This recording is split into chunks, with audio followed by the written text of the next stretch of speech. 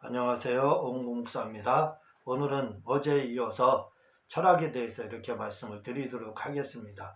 진짜 철학은 고대 철학이 있습니다. 고대 철학은 BC 이제 한 500에서 600년 전에 철학이 처음으로 서양 철학이 이렇게 시작이 돼서 그 다음에 이제 아테네 철학, 알렉산더 대왕이 페르시아 정복한 이후부터를 이제 아테네 철학이라고 이렇게 이야기를 하는데, 이 아테네 철학에는 소피스트가 있는데, 이 소피스트는 개변론자지요. 그리고 소크라테스, 그리고 플라톤, 아리스토텔레스 이렇게 있게 되고, 그 다음에 이제 에피쿠르스 학파와 스토아파 이렇게 이제 여기까지가 고대 그 철학에서 아테네 철학에 이렇게 해당을 하게 됩니다. 먼저 시간에 그 플라톤에 대해서 이렇게 말씀을 드렸죠. 플라톤까지요.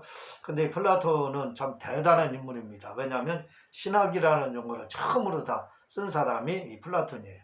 말씀을 드렸지만 신학과 철학이 그 당시에는 구별이 안 됐어요. 그래서 신학이 곧 철학이고 철학이 곧 신학이었습니다. 왜? 다루는 문제가 똑같았어요. 형이상학과 형이하학을 동시에 다루지 않습니까? 형이상학은 영혼 존재, 그렇죠. 또 신존재, 인간, 우주 존재, 이런 걸 존재 근원을 다뤘기 때문에 신학도 똑같지 않습니까? 그 세 가지를 다루잖아요. 그래서 구별이 안 돼서 고대 철학은 신학이라고도 했다, 이렇게 말씀을 드립니다. 그 신학과 철학이 구별되지 않아서 신학을 철학이라고도 하고 철학을 신학이라고도 고대는 했었다 이거죠. 자, 이제 그 중요한 게 바로 이제 플라톤이죠. 플라톤이라는 사람, 모든 철학은 플라톤에 각주 하나 붙인 거다. 신학은 어거스틴의 신학에 각주 하나 붙인 거다 할 정도로 플라톤 철학은 대단합니다. 플라톤은. 근데 이 플라톤이 참 대단한 인물 중에 하나가 되는 건 뭐냐면, 바로 이 사람 예수님 믿지 않은 사람이었지만 바로 그 이데아의 세계라고 해서, 우리말로 하면 이데아의 세계라고 해서 천국을 말을 하고 있어요.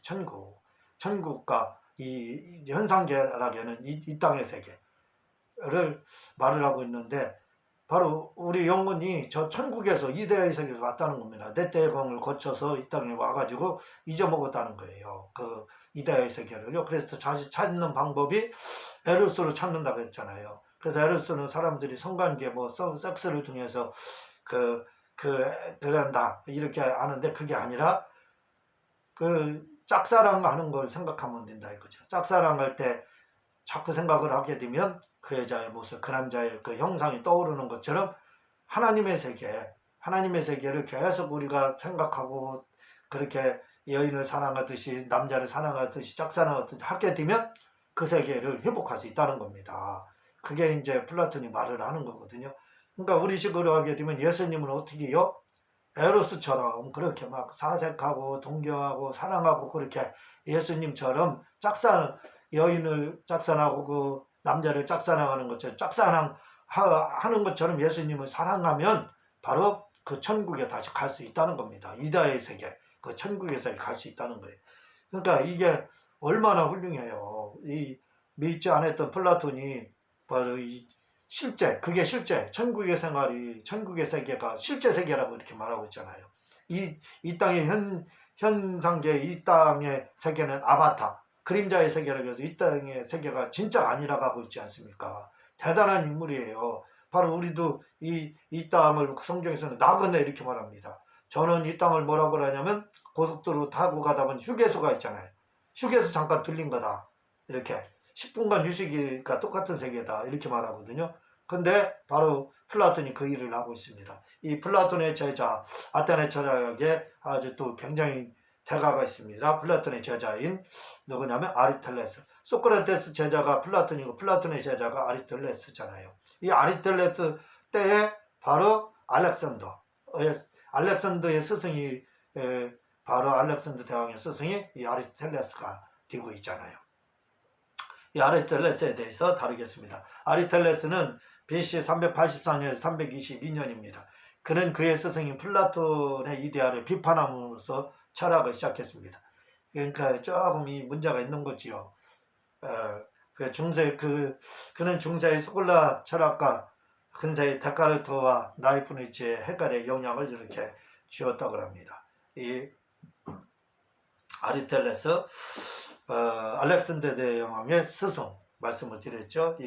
그의 이제 철학을 보겠습니다. 실체론에 대해서 먼저 형상과 진료에 대해서 그는 스승과는 달리 개별적인 이데아는 인정했지만 플라톤이 말한 이데아의 세계는 부정해. 벌써 조금 냄새가 저는 별로 안 좋아해요. 왜냐하면 개별적인 세계에 또 이데아가 있다. 이렇게 이 범신론입니다. 이게 사람 속에 다 이데아 신이 있다는 말이에요. 말하자면 그러니까 이 범신론이지요. 그리고 하나님이라는 이데아의 세계 그건 부인했다 이겁니다. 그는 단서 이 이데아의 세계 플라톤이 말한 이 세계는 하나님의 세계 말하지요. 그 세계는 단순한 상념 관념적 세계라 이거죠. 상념이란 관념적 세계로 이렇게 몰아붙였어요. 그런 이데아의 세계는 존재하지 않고 오직 가시적인 세계인 실체에만 존재한다. 참 이런 사람을 존경하는 거 이해가 안 돼요. 플라톤만지도 못하지 않습니까? 이데아의 세계는 부정하고 그냥 눈에 보이는 형이 하학 세계만 인정했다는 거예요. 형이 하학 세계만 눈에 보이는 세계만 그걸 실체만 인정했다 이렇게 하고 있어요. 그는 하나의 실체, 뭐 형체, 형체로 다 보이는 걸 말을 하죠.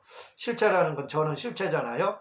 그건 이제 그 실체를 말을 하는 거죠. 그 하나의 실체는 형상과 진리로 되어 있다. 저라는 사람은 말하자면 영혼과 흙으로 되어 있다 이 말입니다. 모든 실체, 모든 이 사물, 나무도 형상과 진리로 되어 있다. 모든 것이 다 진료는 나무도 흙으로 되어 있죠. 그리고 그 위에 물이 흐르잖아요. 그걸 이제 그 형상으로 본 거예요. 사람으로 하는 게 더 설명이 쉽죠. 저라는 사람은 뭐예요? 형상과 진료로 됐다는 겁니다. 형상이 뭐예요? 영혼. 그리고 진료는 흙으로 되어 있다 이 말입니다. 여기서 형상이라 하면 겉으로 드러난 것을 말하는 것이 아니라 한마디로 이미지, 제가 말씀드렸죠. 영혼 같은 것만 영혼을 말을 합니다. 사람이라면 사람의 이미지가 있고 개하면 개의 이미지가 있는 것 같이 형상이나 하나의 이미지를 말하고 실체는 가시적으로 보이는 형체를 말한다. 그리고 진료는 형상을 실제로 만드는 재료를 말한다. 개 하면 개에 대한 형상이 있고 여기서는 개는 이 영혼을 말하는 게 아니에요. 사람으로 하면 그렇다 이거죠. 개에 대한 형상이 떠오르잖아요. 개는 실체지만 우리가 개 하면 형상이 떠오르잖아요. 이미지가요. 그걸 이제 형상. 그리고 진료는 개는 개도 흙으로 만들었잖아요. 그러니까 그 흙 이렇게. 그리고 진료는 형상을 실체가 되게 만드는 재료를 이렇게 말합니다. 진료는 재료, 흙 이런 걸 말을 하죠. 다시 말해 실체, 눈에 보이는 것이죠. 는 형상, 이미지, 영혼과 같은 어떤 사람하면 이미지, 그런 이미지, 개하면 어떤 이미지를 재료를 가지고 만든 것이다. 재료를 가지고 이렇게 재료 같은 말입니다. 말합니다. 다시 말해 하나의 형상은 또 다시 하나의 재료가 되어 새로운 형상을 갖게 된다. 여기서 형상은 반드시 진료와 결합되어 실체가 되는데 이 실체는 또 하나의 재료가 되어 또 다른 형상과 결합해 또 다른 실체를 만든다는 것이다. 이게 무슨 말이냐면 하나의 실체는 뭐냐면 좀 전에 제가 형상과 진료할 때 그냥 형상은 영혼, 사람 이렇게 했지요. 근데 더 정확한 표현은 영혼이 아니라 사람하면 떠오르는 그 형상 있잖아요. 형상. 그걸 이제 후설의 현상하고 이렇게 말하는 것처럼 현상, 이미지. 사람하면 사람에 대한 이미지가 있잖아요.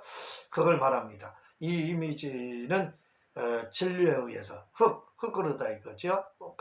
만들어져서 실체가 나타났다 이거죠. 그런데 이 하나의 이런 이 실체는 뭐예요? 또 다른 이 실체가 또 다른 이미지가 되고 또 다른 재료가 된다는 겁니다. 그래서 또 다른 실체를 만들어낸다는 거예요. 어떤 형상, 그러니까 사람의 형상을 생각해 로봇을 만들잖아요. 그게 또 사람의 형상으로 다. 그리고 로봇 만드는 재료를 통해서 로봇을 만들었잖아요. 그 로봇을 가지고 또 사이버 인간을 또 만들잖아요. 이렇게 사이버 인간을 만드는 거. 로봇은 형상이지만 사람의 형상을 가지고 로봇을 만들고 그 형상이 하나의 또 재료가 된 거잖아요. 그렇게 된다는 겁니다. 여기서 형상 반드시 진리와 결합된 실체가 이 실체는 또 하나의 재료가 되어 다른 형상과 결합하여 또 다른 실체를 만든다는 것이다. 봐봐요. 또 다른 실체, 제가 말씀드렸죠. 사람의 형상, 그 다음 로봇, 사람의 형상을 가지고 로봇 만들고 또 아바타 만들고 이렇게 계속 그렇게 진화가 된다는 겁니다. 진화론자입니다. 그래서 아리스토텔레스는 또한 그는 말하기를 하나의 실체는 또 다른 고차원적인 실체를 향해 움직인다는 것이다. 이렇게 그 형상과 재료를 통해서 만들어진 게 실체거든요. 그렇잖아요. 근데 이 실체가 또 다른 재료가 된다는 겁니다. 또 다른 재료가 돼서 또 다른 형상을 만든다. 또 형상을 만들어서 실체를 만든다 이거지요. 그래서 이제 그것이 고차원적으로 움직인다는 거. 다시 말해 하나의 실체가 재료가 되어 고차원적인 실체가 된다. 예를 들면 나무라는 실체는 의자라는 실체가 되려고 움직인다는 것이다. 의자는 나무로 만들잖아요. 나무라는 실체가 있습니다. 나무도 형상이 있고 그 다음 나무에 대한 이미지 같은 형상이 있고 그 다음에 흙이라는 것이 있잖아요. 흙으로다 나무를 만들었으니까 나무 이게 실체죠. 나무하면 실체죠. 이게 하나의 재료와 형상이 결합된 겁니다. 근데 이 실체가 다시 이게 뭐예요? 고차원적으로 간다는 거예요. 고차원적으로 되는 게 뭐예요? 의자나 책상 되는 거. 예? 그렇게 된다는 거예요. 자꾸 고차원적으로 움직인다는 겁니다. 이를 가리켜 모든 실체는 운동하려는 특성을 가지고 있다고 한다.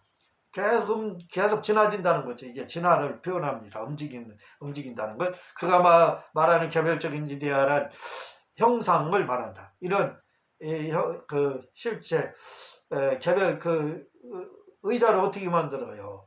의자라는 형상이 먼저 설계도가 나와야 그 나무라는 실체를 통해서 의자를 만들잖아요. 그렇잖아요. 그럼 그 의자가 실체가 되는 거 아닙니까? 예? 이런 그가 말하는 개별적인 이데아는 이데아가 바로 형상을 말하는 거죠. 형상을 말한다. 이데아가 그러니까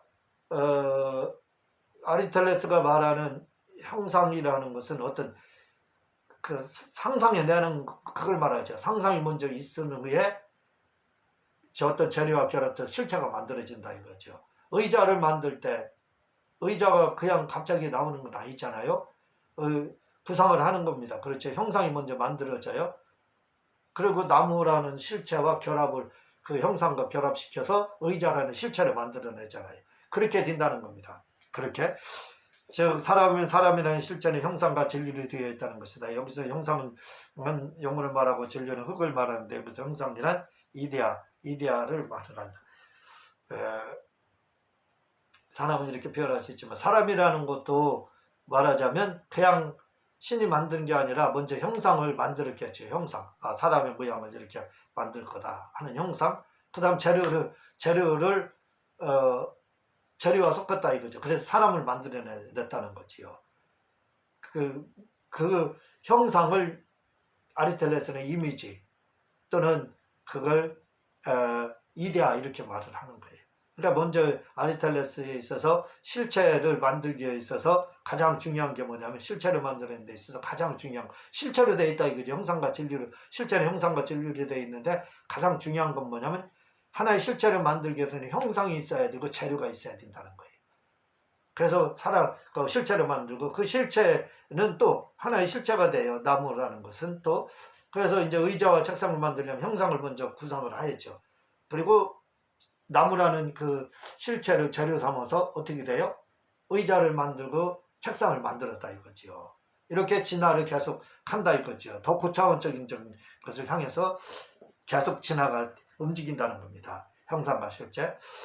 그래서 제1형상 모든 실체는 자기 밑에 되는 형상이지만 자기 위의 것과 비교하면 하나의 재료가 지나지 않는다는 것이 그의 실체 이론인데 이렇게 하나의 실체가 또 다른 실체로 나아가는 것을 운동의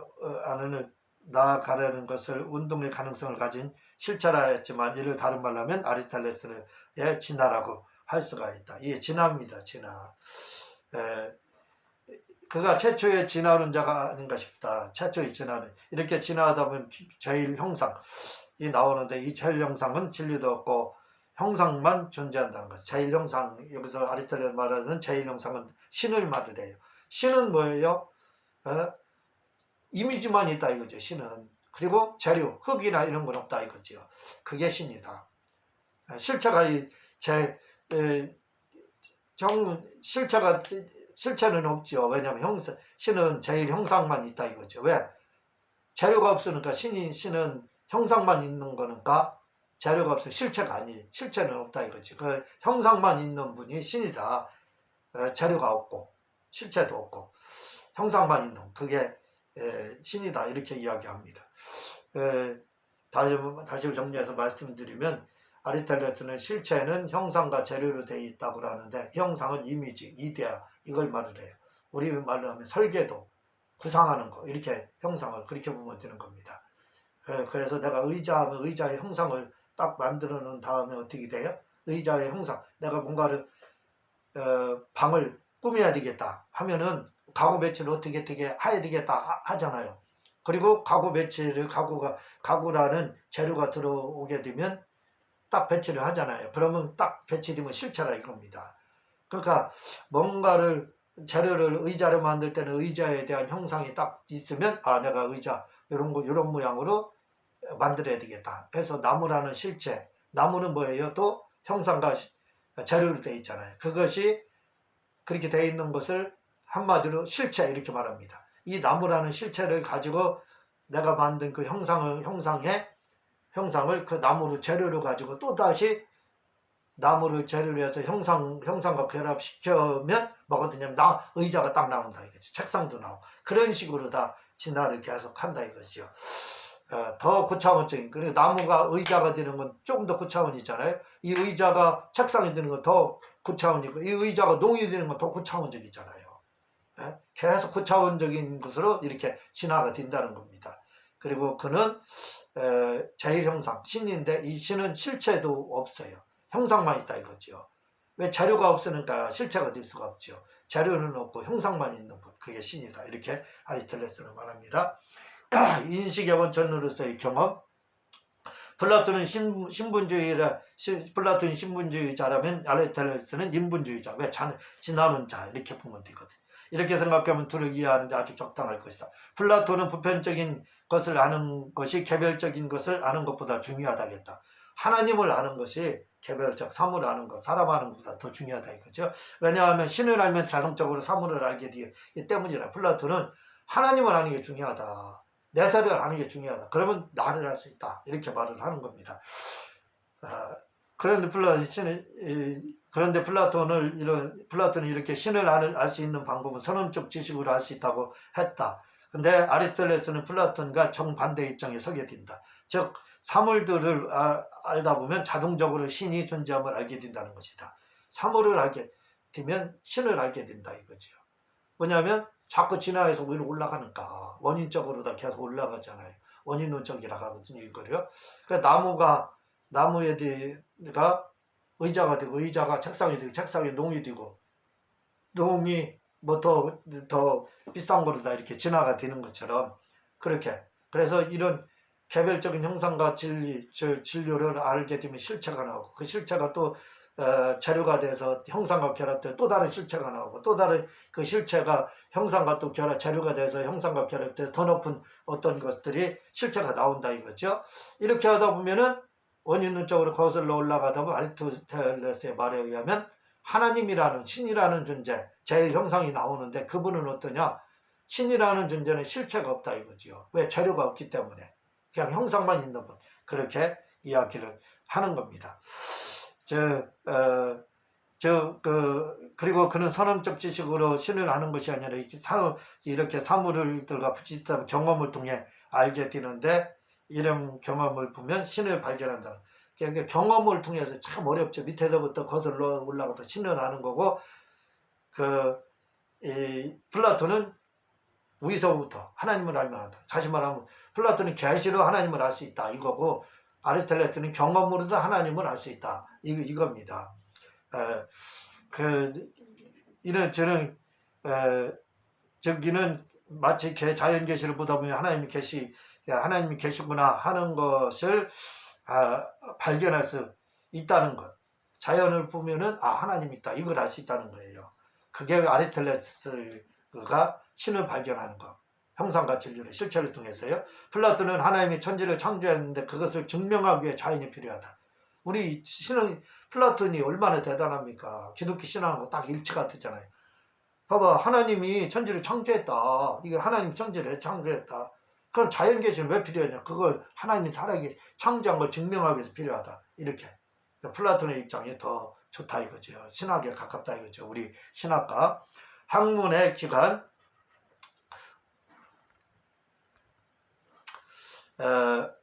아리스토텔레스, 그는 논리학을 학적 사고의 원리로 말하고 있다. 그의 논리학은 세 가지를 말하는데 첫째는 범주론이고 둘째는 3단 논법이고 셋째는 기납법이다.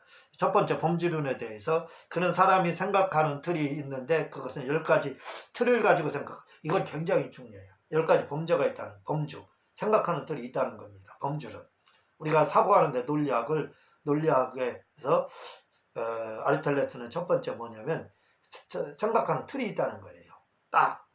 그러니까 우리가 그 수납 공간이 여기는 뭐 넣고 딱딱 나눠져 있잖아요. 10가지 수납 공간이 있는 걸 생각하면 돼. 우리 속에는 기억 장치가 10군데가 이렇게 딱딱딱딱 나눠져 있다는 거예요. 그래서 신눈하면 신에 있는 하나님에 대한 부분, 하나님에 대한 부분, 자연에 대한 부분, 자연에 대한 있는 그 수납 공간, 또는 사람에 대한 부분은 사람에 대한 수납 공간으로 딱 알아서 지식이 들어간다는 겁니다. 이렇게. 그게 이제 10가지 범주론을 생각하는 틀이 10가지 범주가 있다. 이게 범주론이고요. 그 논리학이요. 그 아리스토텔의 논리학을 이렇게 세 가지로 말을 하는 거예요. 범주론이 있다. 두 번째 3단 논적. 연역법이다 이거죠. 연역법. 3단 논법이라고 하는데 연역법. 왜 3단 논법이냐? 연역법은 이렇게 되는 겁니다. 같은 문장 비슷한 걸 가지고 결론을 내리는 거예요. 말하자면 소크라테스는 죽는다. 이게 이제 그 첫 번째지요. 그 다음에 소크라테스는 사람이다. 그리고 결론은 뭐예요? 소크라테스는 사람이기 때문에 죽는다. 그러니까 3단 논법이잖아요. 소크라테스는 사람이다. 한 문장. 소크라테스는 죽는다. 이게 두 문장이잖아요. 그러므로 소크라테스는 사람이기 때문에 죽는다. 세 번째 문장. 3단 논법이에요. 이게 연역법이라고 합니다. 이 연역법은 이렇게 답을 뒤로 공개해요. 그래서 설교도 연역법적으로 하면 굉장히 쉽고, 또 연역법을 하면 논리적인 사람이 되고 부드러워요. 막 직설적이지 않습니다. 말이 강하지가 않아요. 왜? 이거 설명하고 이렇게 하니까. 연역법이 최고 좋아요. 설교도. 가장 아주 탁월합니다. 이런 부분은 아리스토텔레스의 논리학을 배울 필요가 있습니다. 그리고 기납법은 결론이지요. 결론을 내려놓고 그걸 가지고 증명하는 것. 말하자면 기납법은 예수님은 하나님의 아들이다 하고 하나님의 아들인 걸 증명하는 것. 이게 기납법이지요. 성경은 기납법적으로 되어 있지 않습니까? 하나님이 천지를 창조했다. 말씀이 계신 이 말씀이고 하나님이다. 그분이 예수님이다. 딱 결론 내리잖아요. 그리고 왜 그분이 하나님의 아들인지, 왜 하나님이 어떻게 창조했는지 설명하잖아요. 이 기납법적으로 성경은 기록이 되어 있습니다. 근데 기납법적으로 기록이 되어 있는데 이 기납법적인 것을 우리는 설명할 때 연역법으로 해야 돼요. 연역법적으로 설명을 하면 이해가 쉽고 그렇습니다. 그러니까 우리가 설교도 연역법적으로 하게 되면 어떻게 되냐면 먼저 예화부터 드는 거예요. 예화. 그리고 그 예화와 내가 하고 싶은 말을 딱 결합해서 결합을 딱 결론을 내려주는 거예요. 이게 연역법입니다. 그러니까 연역법적 설교는 사람들이 눈이 딱 집중이 됩니다. 주목이 딱 돼요. 왜? 무슨 말할지는 몰라요. 예를 딱 가지고 얘기를 합니다. 한 문단의 예를 가지고 해요. 또 한 문단의 예를 가지고 해요. 그리고 마지막 문단에서 결론을 딱 내려줘요. 그러니 뭐 졸 시간이 어디 있습니까? 그런 기납법은 하나님이 천지를 창조했다. 그리고 설명을 드리니까 어떻게 돼? 하나님이 창조한 거 나도 안다. 더 이상 들 거 없네 하고 졸아버려요. 예? 왜? 그 다음에 설명을 해주는가? 이미 다 알아요. 근데 기납법, 연역법은 설명부터 하고 결론을 내린다는 거. 이게 논리학입니다. 이 연역법 반드시 알아야 돼요. 세 번째, 종교, 윤리 종교의 철학. 이것은 중세 철학입니다. 중세 철학은 기독교 철학이다. 에피쿠리스 학파에는 에피쿠리스의 창시자이고, 스토아 학파는 제논과 로마의 에픽테토스와 아우젤리우스가 있고, 희 학파에는 필론이 있고, 알렉산드리아 학파에는 필론이 있고, 심플라톤 학파는 플루티누스가 여기에 속한다. 중세철은 기독교 철학이에요. 에피쿠리스 학파. 이게 에피쿠리스 학파 여기 이게 이제 고대 철학, 아테네 철학입니다. 아테네 철학. 에피쿠리스는 주전 341년에서 270년 쾌락주의의 창시자거든요. 그는 데모크리투스의 원자론의 영향을 받아 영혼 불면을 부정하고, 실제와 세계는 감각적인 세계가 실제의 세계이며 경험을 통해 얻은 지식을 참된 지식이라고 한다. 이게 이런 사람들은 잘 뭔가를 모르는 거예요. 왜냐하면 실제 이데아의 세계는 부정하고 경험 세계만 인정하기 때문에. 그가 쾌락주의가 될 수 있었던 것은 영혼 불면을 믿지 않았기 때문에 그랬다. 영혼, 신이 존재하지 않는다. 영혼 불면을 말하지 않는다는 거예요. 그는 영혼이나 신이나 다 원자원 등에서 생겨난 것이다. 이렇게 생각해요. 예? 그 원자와 결합된 상태를 생이라고, 원자에 분해된 것을 죽음, 이렇게 원자론을 말을 하는데, 그러니까 무슨 말이냐면 유물론주의, 이 사람은 유물론적이지요. 신을 부정합니다. 신이 없고 영혼도 없다 이거지요. 생각해보세요. 신이 없고 영혼이 없고 내세가 없으면 어떻게 돼요? 엔조이죠, 엔조이.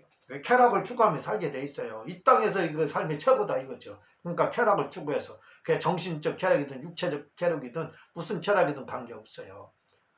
뭐예요? 먹고 살기 위해서 사는 거예요. 막 이 땅에서. 그게 에피쿠리스가 왜? 그런 신을 부정했습니다. 영혼 불면을 부정했어요. 내세를 부정하고 있어요. 그래서 쾌락주의자가 된 겁니다.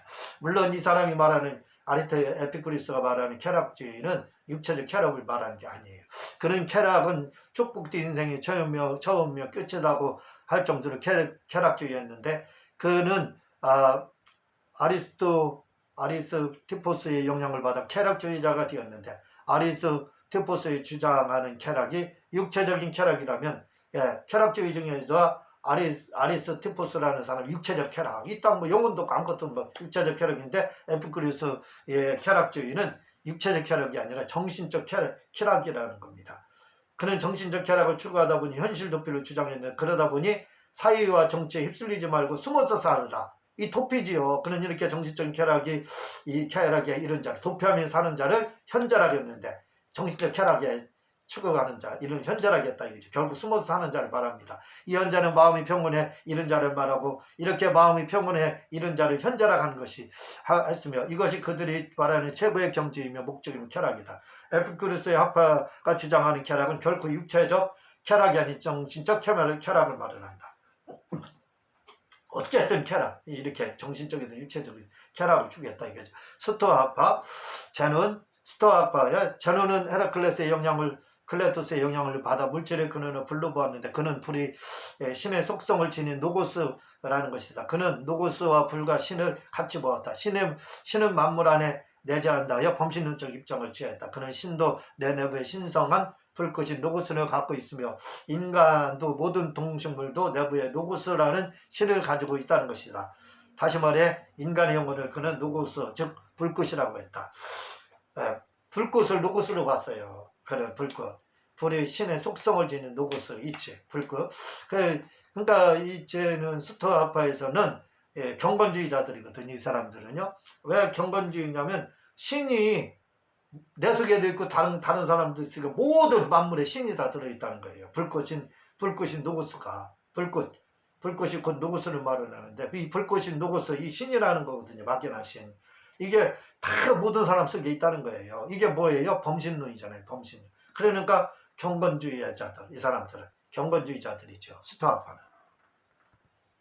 에피쿠리스 학파가 신과 나하고는 관계없다 하니까 쾌락주의가 됐지만, 스토아 학파는 뭐예요? 제논의 스토아 학파는 신과 나와 하나다. 그러니까 경건주의 학파가 된 겁니다. 플라토니우스 신비주의 철학 주 204년에서 270년 여기까지가 이제 그 아테네 철학입니다. 일자로부터의 유철, 그는 변화무쌍한 현상계는 참된 실제가 일 수 없고 오직 신존재인 일자만이 참된 실제라 이렇게 말합니다. 이 일자를 선자, 절대자, 초월자, 무한자, 완전자, 우자의 구는 신이라는 것이다. 일자로부터의 유철은 일자가 바로 신을 말을 하는 거예요.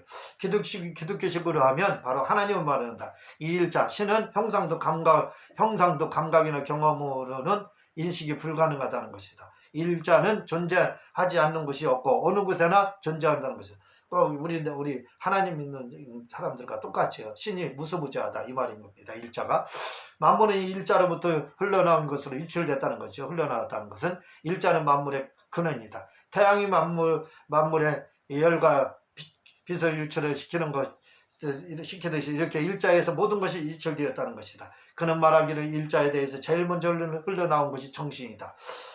그런데 이 정신은 이데아이며 지혜의 세계이며 모든 존재의 율법자이며 그 존재 법칙이라 했다. 그리고 영혼은 바로 이 누우스에서 유출된 것이라는 것이다. 그는 말하길 영혼에는 개인 영혼이 있고 세계 영혼이 있다는 것이다. 그리고 영혼은 또 하위 존재를 유출한다는 것이다. 이처럼 일자에서 물질에 이르기까지 단계적 하향설이 그의 유출설이며 이것이 이론적 유심체계론이다. 영혼의 정화 방법에 대해서 그는 육체를 복종시킴으로써 영혼이 정화되면 영혼이 뉴스와 결합을 하게 되어 마침내 뉴스를 넘어서 근원적인 일자와 신이 하나가 될 수 있다는 것이다. 이렇게 영혼이 뉴스를 넘어 일자와 합일된 상태를 가리켜 황홀경이라고 했는데 이 황홀경의 상태는 일자를 직관하는 순간 일자 안에서 취하 있는 상태, 자기 자신을 벗어나 기쁨의 도가니 속에 젖어 있는 상태를 말한다. 그의 이와 같은 사상을 후에 철학자들은 신비주의 철학이라고 후에 중세 말엽에는 근세 초에 신비주의자들에게 영향을 주었다. 이들은 그 일자에서 유출된 것, 일자가 곧 신 하나님과 같은 거예요. 근데 그 유출된 처음 유출된 게 정신이라는 거예요. 그래서 영혼도 이 정신에서 나온 거라는 겁니다. 그래서 정화하는 방법은 뭐냐면 육체를 복종을 시키면 영혼이 정화가 된다는 거예요. 그러면 영혼이 바로 처음 유출된 누스, 정신이라는 거죠. 이